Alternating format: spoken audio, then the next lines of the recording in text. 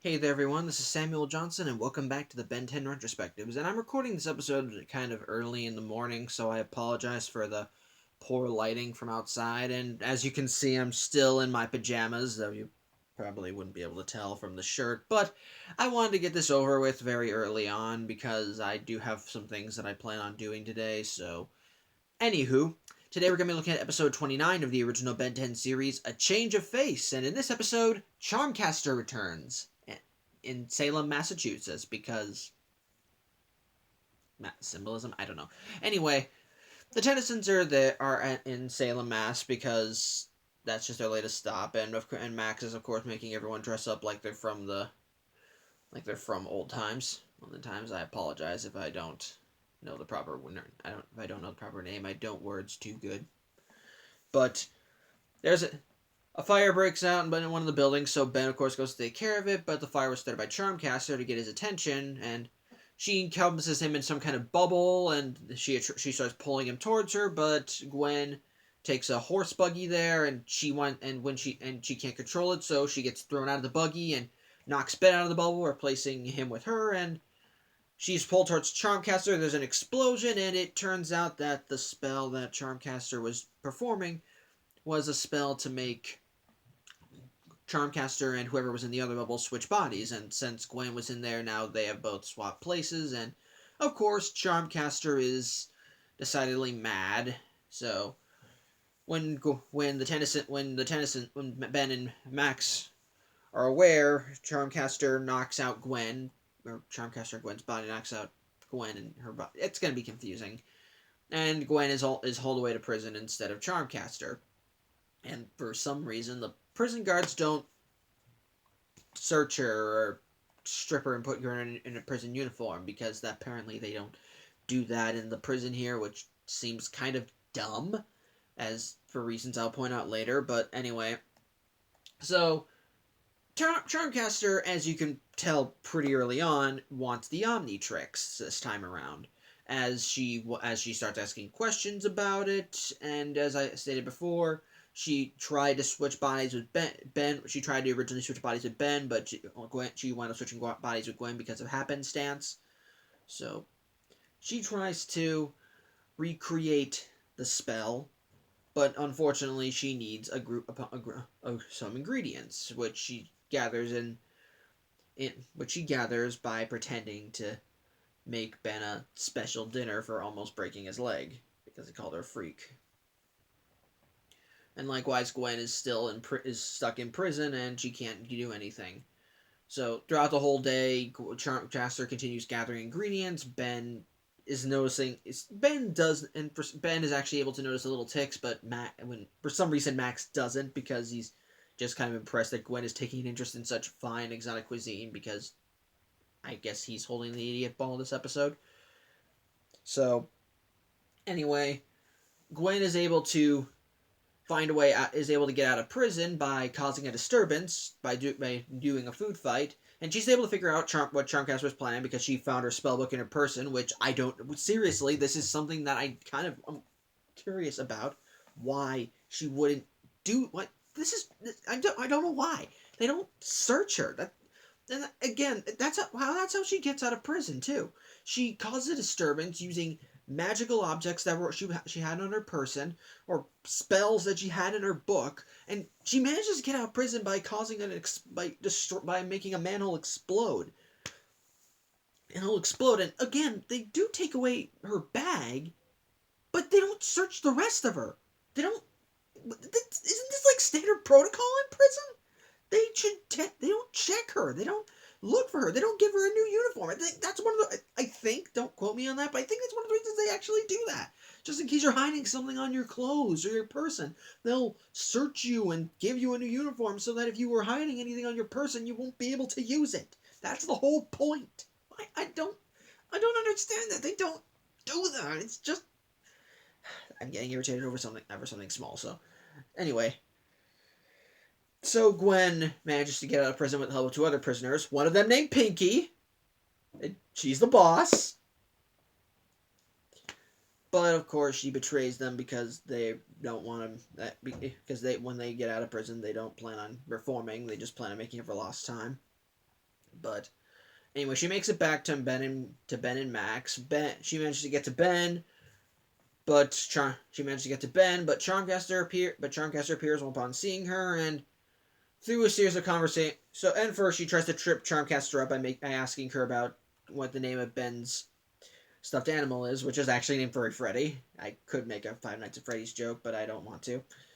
But Ben gives away the answer, and Gwen, being Gwen, just berates him and irritates him, which of course makes Ben realize that she is in fact Gwen. But at this point, Charmcaster decides it's no longer worth hiding, so she's already got the spell ready with all the ingredients she gathered throughout the day.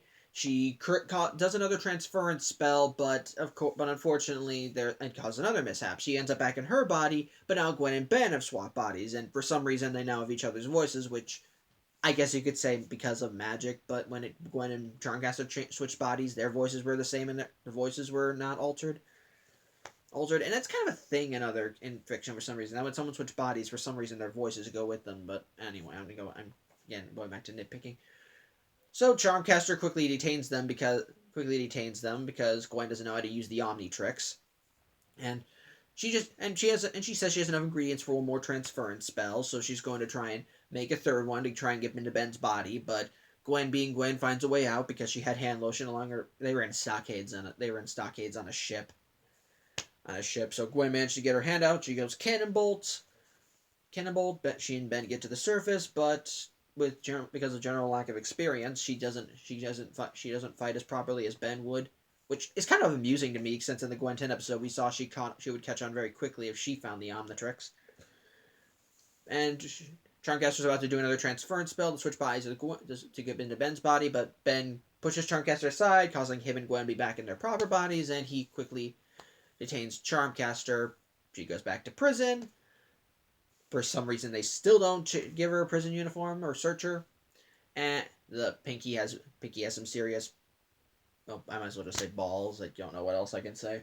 And Gwen somehow has kept Charmcaster's book. So, yeah. First off, let me just list the positives.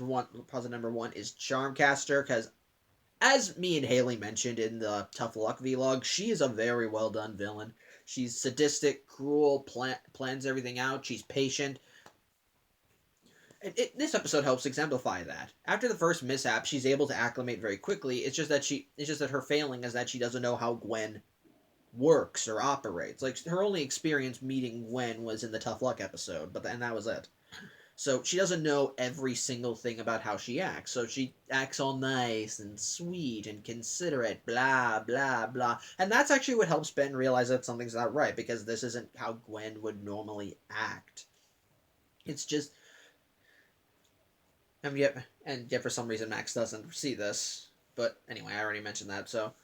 It actually is pretty amusing, and I kind of like seeing Gwen have to try and of course I like seeing Gwen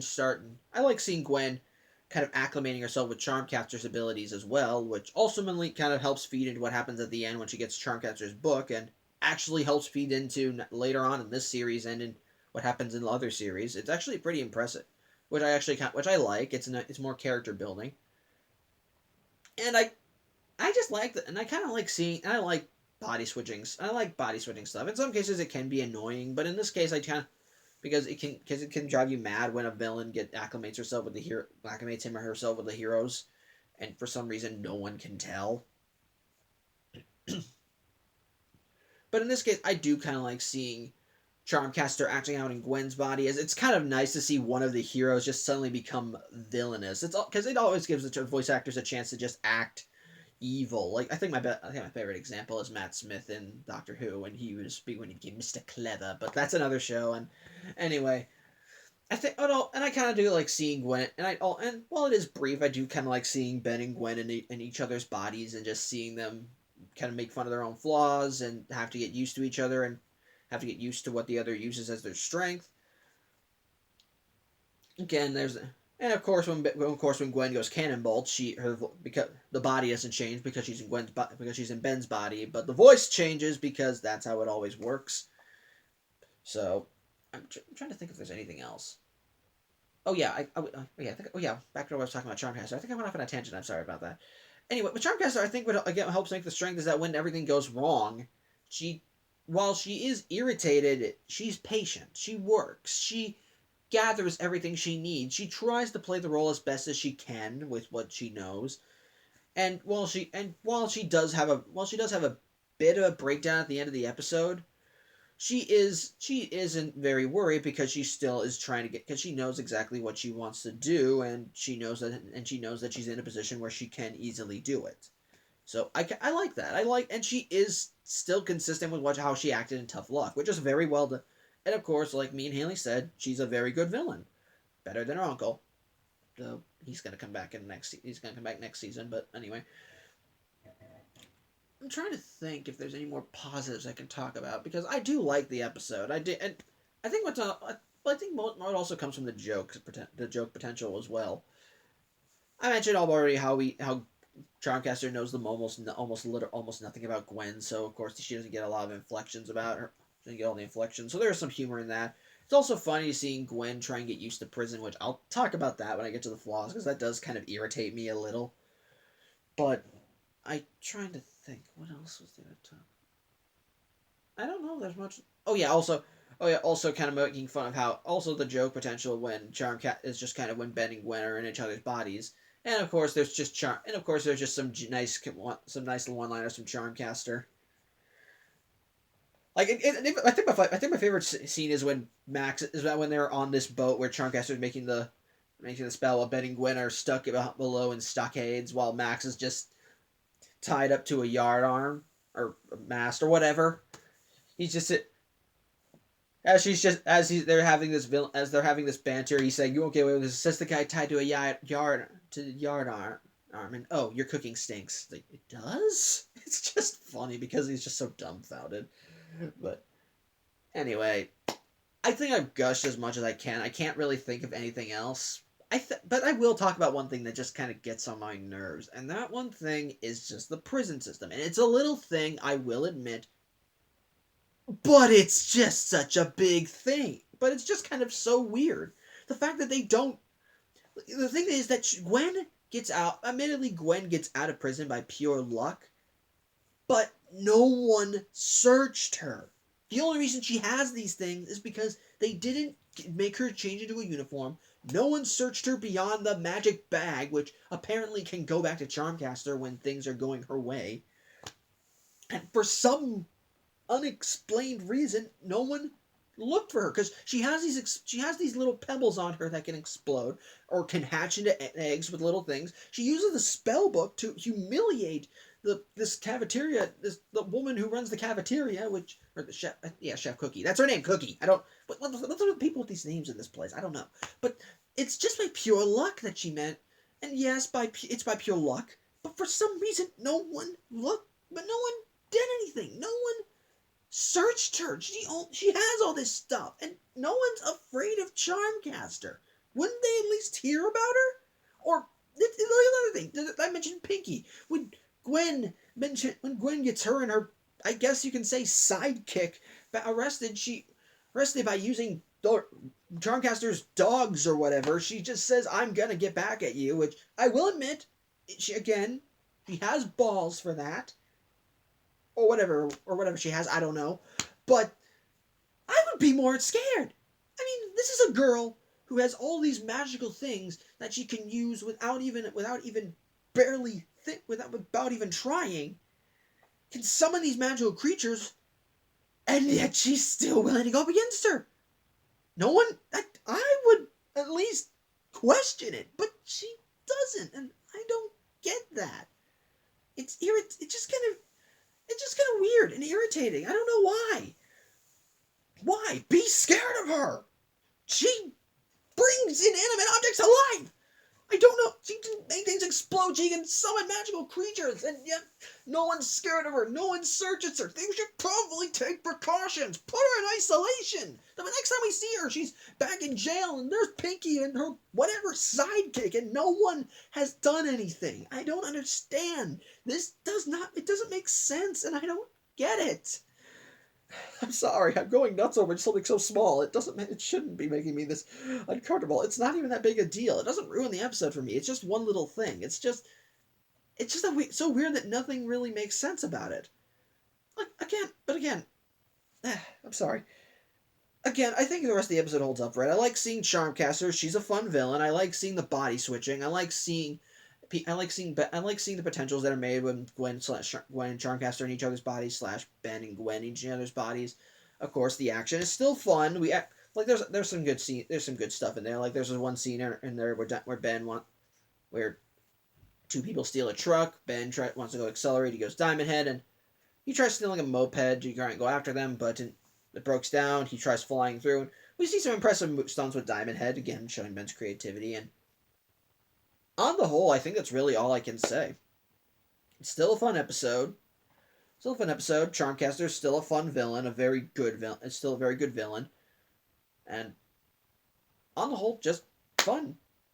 Aside from the fact that showing that the prison systems in Ben 10 are worthless and that people should, and that anyone that's sent to prison will most likely get out. But I've beaten that dead horse enough. So anyway, thank you for watching. I'm Samuel Johnson, and tune in next week. We'll look at an episode where, for some of you, it may have been warranted about a month ago. So yeah. Again, thanks for watching. I'm Samuel Johnson, and I'll see you next week where I will most likely be in proper attire instead of my pajamas. So, yeah, take care.